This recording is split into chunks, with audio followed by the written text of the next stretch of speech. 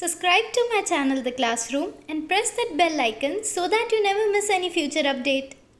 Hello everyone, welcome to my channel The Classroom. So today we will be understanding what is IP address and MAC address. Okay, तो सबसे पहले समझते हैं IP address क्या होता है. देखो, पहले इसको मैं एक एग्जांपल से समझाती हूँ. अगर आपको किसी को ईमेल भेजना है तो सबसे पहले आपको क्या पता होना चाहिए? जो सामने वाला है उसका ईमेल आईडी पता होना चाहिए, है ना. अगर हमें किसी को भी कोई पोस्ट भेजना है या फिर कोई कुरियर भेजना है तो हमें क्या पता होना चाहिए? जिसको भेज रहे हैं उसका एड्रेस पता होना चाहिए, राइट. तो सिमिलरली हम लोग जब नेटवर्क पे होते हैं तभी बहुत सारे कंप्यूटर्स एक साथ कनेक्टेड होते हैं, ठीक है. तो वो कंप्यूटर को, अगर मुझे किसी कंप्यूटर को कुछ भेजना है, कुछ डेटा सेंड करना है, तो मुझे उसका एड्रेस तो चाहिएगा, राइट. तो वो एड्रेस क्या होता है? वो एड्रेस होता है आईपी एड्रेस, ठीक है. It is one unique address which is assigned to a computer that is connected into a network. तो ये होता है हमारा IP address. अब जो IP address होता है, it is group of 4 bytes. See over here, these are the 4 bytes. 1, 2, 3 and 4. ठीक है. और अब हर एक 4 bytes में जो नंबर्स होते हैं, ये यहाँ पे देखो 192, 168, 0, 1, ये सारे नंबर्स हैं, ठीक है. तो ये जो नंबर्स है वो कितने तक रेंज कर सकते हैं? 0 से लेके 255 तक, ठीक है. मैक्सिमम नंबर जो यहाँ पे मैं दे सकती हूँ वो क्या होता है? 255. और जो आईपी एड्रेस होता है वो टिपिकली ऐसा दिखता है. डेसिमल नंबर्स होते हैं and which are separated by point. Okay, so this is IP address. Now what is MAC address? ठीक है. या बेसिकली वन थिंग, आईपी का जो फुल फॉर्म होता है that is internet protocol address, right. Now MAC address. जो MAC address होता है ना, वो क्या होता है? वो हमारे डिवाइस को एक पर्टिकुलर एड्रेस असाइन किया हुआ होता है, ठीक है. नेटवर्क में है या नहीं है दैट डजेंट मैटर, बट जो मैक एड्रेस होता है वो हमारे डिवाइस का जो NIC होता है, NIC मतलब नेटवर्क इंटरफेस कार्ड. अगर आपको इसके बारे में ज़्यादा जानना है then you can watch my another video, जिसकी लिंक मैंने यहाँ पे आई आइकन में दे रखी है. Also you will find the link in to description box below, ठीक है. तो हमारे जो NIC होता है हमारे कंप्यूटर का, उसे एक यूनिवर्सली यूनिक एड्रेस देते हैं, ठीक है. वो जो एड्रेस होता है वो कौन असाइन करता है? मैन्युफैक्चरर असाइन करता है. मैन्युफैक्चरर मतलब जिसने हमारा मदरबोर्ड या फिर NIC बनाया हो वो. मैक एड्रेस का फुल फॉर्म होता है मीडिया एक्सेस कंट्रोल एड्रेस, ठीक है. जैसे IP 4 बाइट्स का होता है, वैसे ही मैक एड्रेस जो होता है वो 6 बाइट्स का होता है. 6 बाइट्स और 48 बिट्स, ठीक है. और वो 2 पार्ट्स में डिवाइडेड होता है. सी, मैक एड्रेस ऐसा दिखता है कुछ. And see the first 3 octet, ये जो 3 पार्ट्स होते हैं स्टार्टिंग के, वो क्या होता है? वो मैन्युफैक्चरर आईडी होता है. उससे हमें पता चल जाता है कि ये जो NIC है वो किसने मैन्युफैक्चर किया है, ठीक है. और पीछे के जो 3 बाइट्स होते हैं वो सीरियल नंबर होते हैं. अब देखो, अगर सेम मैन्युफैक्चरर होगा 2 या ज़्यादा NIC का, तो उसका जो मैन्युफैक्चरर आईडी होगा वो सेम ही होगा, बट ये पीछे का जो सीरियल नंबर है वो डिफरेंट होगा, जिससे हमारा जो मैक एड्रेस होता है वो यूनिवर्सली यूनिक हो जाता है, ठीक है. Now will understand what is difference between MAC and IP address. See, जो आईपी एड्रेस होता है ना वो हमें कौन असाइन करता है? हमारा नेटवर्क एडमिनिस्ट्रेटर जो होता है वो, या फिर हमारा ISP मतलब क्या? Internet service provider. अब देखो, अगर आप वोडाफोन का नेट यूज़ कर रहे हो देन आपका ISP कौन होगा? वोडाफोन होगा. अगर आप BSNL का सिम यूज़ कर रहे हो तो आपका नेट प्रोवाइडर कौन होगा? BSNL होगा. और अगर आपने कोई लोकल शॉप से, लोकल ब्रॉडबैंड प्रोवाइडर से अगर आपने वाईफाई लेके रखा है तो आपका ISP कौन होगा? जो वो आपको ब्रॉडबैंड प्रोवाइड कर रहा है वो आपका ISP होगा, ठीक है. और जो मैक एड्रेस होता है वो हमें कौन असाइन करता है? Manufacturer, right. अब देखो, IP address can be changed whereas MAC address is permanent.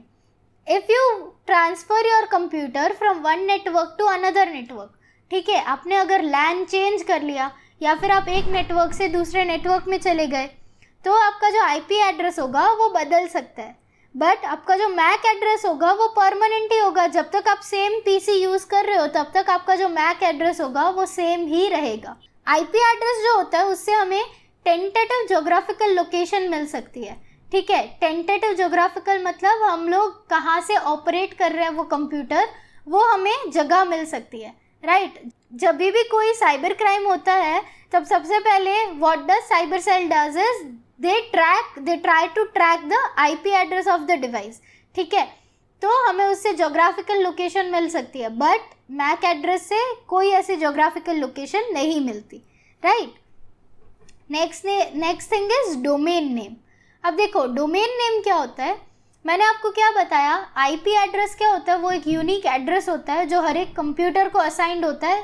क्यों? क्योंकि कम्युनिकेशन करना है हमें, ठीक है, नेटवर्क में हमें कम्युनिकेशन एस्टैब्लिश करना है, तो हमें उस कम्युनिकेशन के लिए एड्रेसेस चाहिए। तो आप कितने कंप्यूटर्स के आईपी एड्रेस याद रखोगे?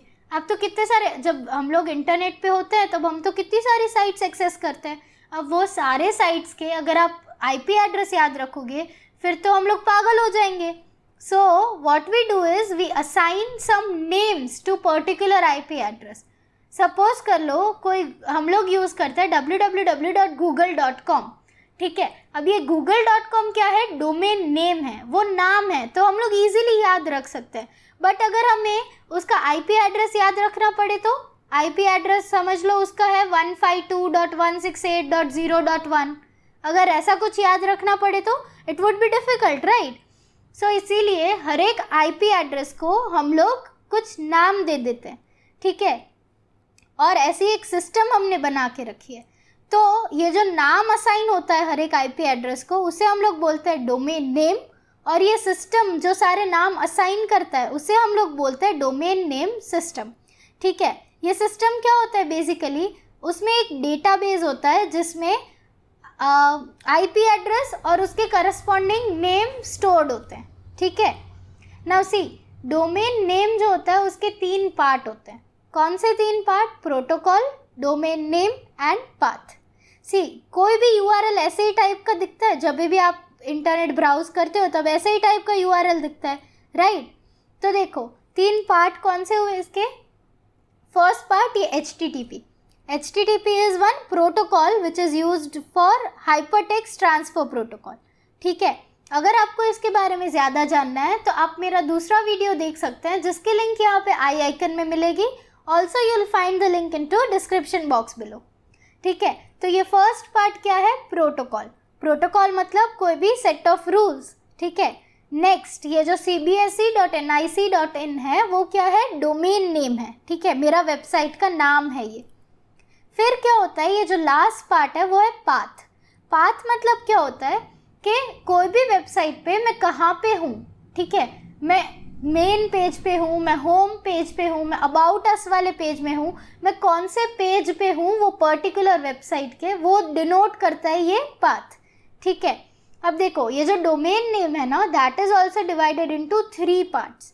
अब ये जो .in है that is top level domain, फिर NIC जो है वो डोमेन है, और ये जो CBSE है वो सब डोमेन है, ठीक है। CBSE is subdomain of NIC and NIC is domain of top level domain that is IN।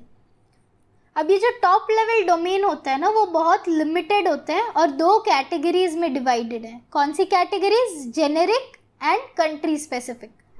Generic क्या होते हैं? हम लोग ये बहुत कॉमनली देखते हैं, राइट, amazon.com, फिर covid.org, तो बहुत सारे ऐसे, फिर mhrd.gov, ये सारी साइट्स में हम लोग ऐसे domain name, top level domain name बहुत देखते हैं। अब इन सब का मतलब क्या होता है? .com मतलब कोई भी कमर्शियल वेबसाइट, .org मतलब कोई भी organisation, especially non profit organisation, ठीक है। फिर .edu मतलब कोई भी एजुकेशन की रिलेटेड वेबसाइट। फिर .net means any website on network. .mil stands for military websites and .gov stands for .government, ठीक है। कोई भी गवर्नमेंट की वेबसाइट होगी तो उसका टॉप लेवल डोमेन क्या होगा? .gov। फिर हमारे पास कंट्री स्पेसिफिक डोमेन नेम भी होते हैं जिससे जो पर्टिकुलर कंट्रीज़ के लिए होते हैं। देखो अब amazon.com भी है और amazon.in भी है, but when you go to amazon.com आपको सारे जो प्राइजेस होंगे वो डॉलर्स में दिखेंगे, whereas if you go on, और आपको सारे इंटरनेशनल प्रोडक्ट्स भी वहाँ से आप एक्सेस कर पाओगे। But whereas when you go on to the amazon.in तो ये स्पेसिफिकली इंडिया के लिए ही है, ठीक है. Similarly, we are having .au for Australia, .ca for Canada, .ch for China and .us for United States. ठीक है, ऐसे बहुत सारे कंट्री स्पेसिफिक दूसरे भी डोमेन नेम्स हैं, right. Now we come to the topic and the last topic of this video, that is domain name resolution. ठीक है, डोमेन नेम रिजोल्यूशन मतलब क्या होता है. मैंने आपको बताया कि हर एक आईपी एड्रेस को हमने कोई नाम दे के रखे हैं, ठीक है. और जब हम लोग यूज़ करते हैं तो हम लोग तो डोमेन नेम ही यूज़ करते हैं, बट जो कम्युनिकेशन होता है बेसिकली नेटवर्क में वो आईपी एड्रेस के थ्रू ही पॉसिबल होता है. तो वो जो डोमेन नेम को आईपी एड्रेस में कन्वर्ट करने का प्रोसेस होता है उसे हम लोग बोलते हैं डोमेन नेम रिजोल्यूशन, ठीक है. तो ये कैसे होता है, जब भी आप लोग कोई भी यूआरएल एंटर करते हो आपके ब्राउज़र में, तो वो जो ब्राउज़र होता है सबसे पहले आपके लोकल कंप्यूटर में वो आईपी एड्रेस उसका फाइंड करने की ट्राई करेगा. ये आईपी एड्रेस आपके कंप्यूटर में कहाँ से आएगा, शायद आपने पहले वो सिमिलर साइट एक्सेस की हो, तो जो कैश मेमोरी होती है ब्राउज़र की उसमें वो आईपी एड्रेस स्टोर हो जाता है, ठीक है. अगर वो वहाँ पे मिला तो ठीक है, तो आप सीधा वहाँ से वेबसाइट पे ट्रांसफ़र हो जाओगे. बट अगर आपके कंप्यूटर पे नहीं हुआ तो ब्राउज़र क्या करेगा, वो जो डोमेन नेम आपने लिखा है ब्राउज़र पे उसे वो भेजेगा डोमेन नेम सर्वर के पास. Domain name server special servers होते हैं जिसमें सारा ये डेटाबेस स्टोर होता है कि कौन से डोमेन नेम के लिए कौन सा आईपी एड्रेस है, ठीक है. तो वो क्या करेगा, आपकी जो रिक्वेस्ट का डोमेन नेम है वो डोमेन नेम सर्वर के पास भेजेगा.